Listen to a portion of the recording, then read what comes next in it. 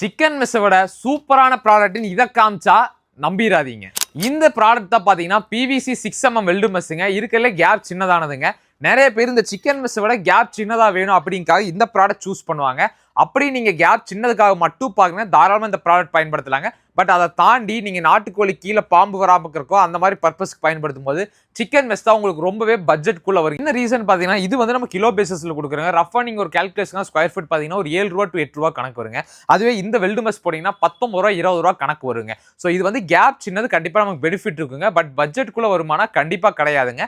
So அதனால நீங்க gap சின்னதுக்காக நான் சொன்ன மாதிரி மட்டும் பாக்குறீங்கன்னா இந்த ப்ராடக்ட் வாங்குங்க.